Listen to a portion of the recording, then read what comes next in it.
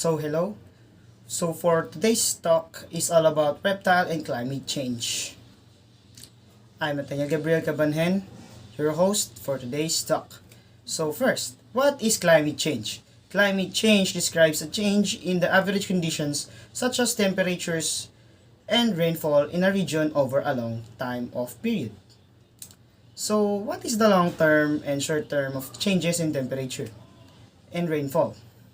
Weather refers to short-term atmospheric conditions, while on the other hand, is the weather of specific region average over a long period of time. In short, climate change refers to long-term changes. Do you know that global climate change is the average long-term changes over the entire Earth? These include warming temperature and changes in precipitation, as well as the effects of Earth's warming, such as rising sea levels, shrinking mountain glaciers, ice melting at a faster rate than usual in Greenland, Antarctica, and Arctic, changes in flower and plant blooming times.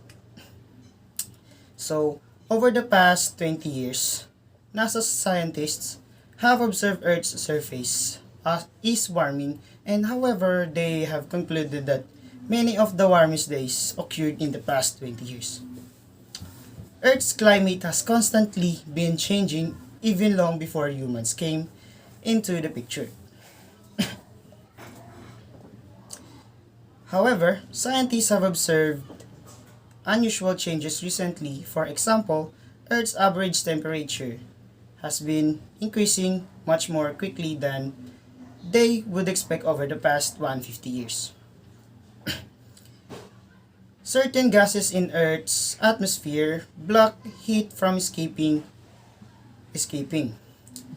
This is called the greenhouse effect. These gases keep the Earth warm like the glass in the greenhouse keep plants warm. There are lots of factors that contribute to Earth's climate.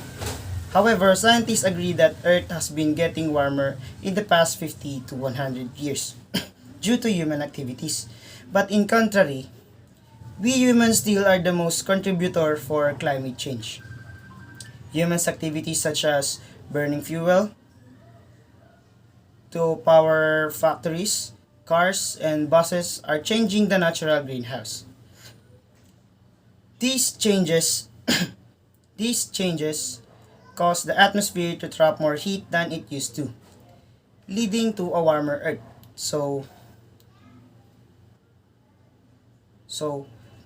What can we do to help Earth's atmosphere to raise the greenhouse gases? Humans tend to do some crucial activities that affects our greenhouse gas. Now let's talk about reptile and climate change.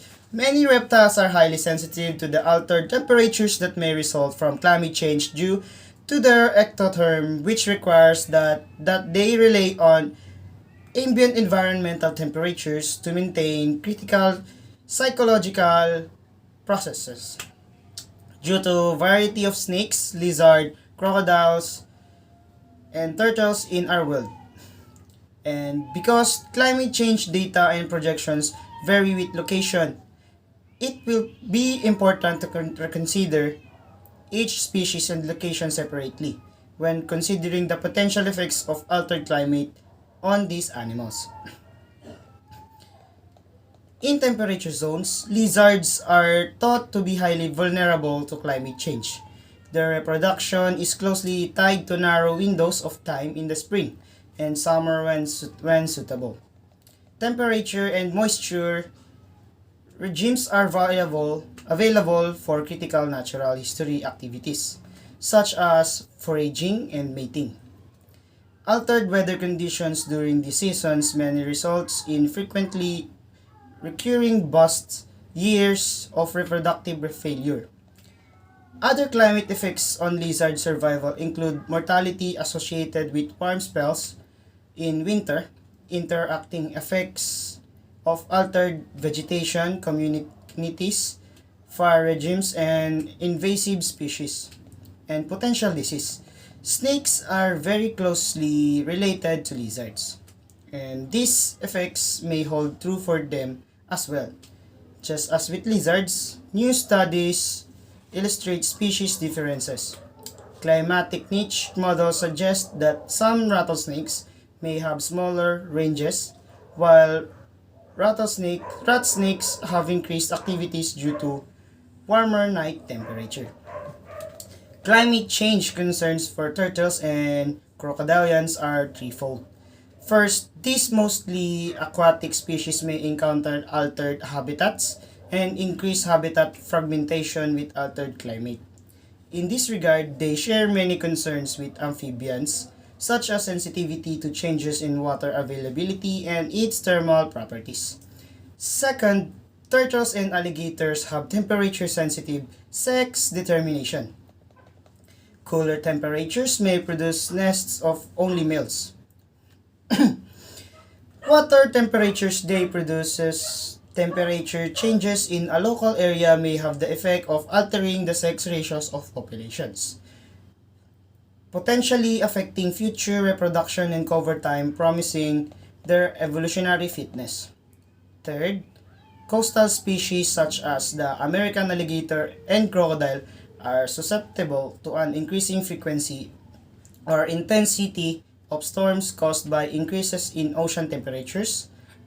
Storm surges can displace or drown animals and dehydrate them by saltwater intrusion into freshwater habitats.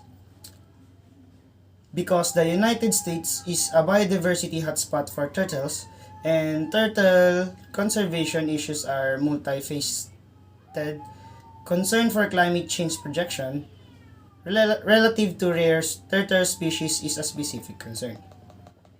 What can we do to help reptiles from the climate change and their habitat?